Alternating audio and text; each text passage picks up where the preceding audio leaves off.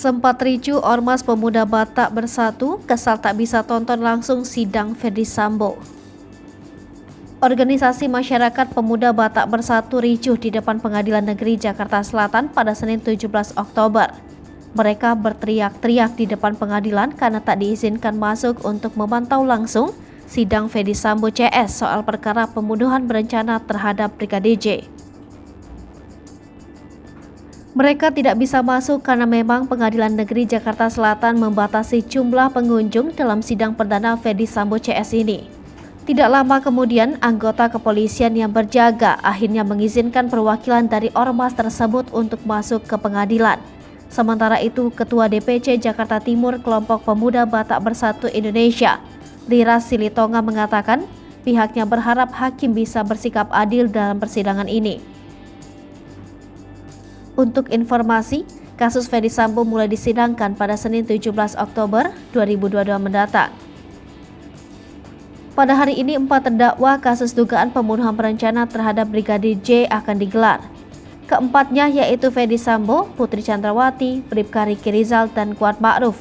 Sementara terdakwa lainnya yaitu Barada Richard Eliezer Pudihang Lumiu alias Baradae akan disidang terpisah yakni pada Selasa 18 Juli 2022. Sedangkan untuk para tersangka di perkara lain, yakni perintangan penyidikan atau obstruction of justice tewasnya Brigadir J ini akan digelar pada Rabu 19 Oktober 2022.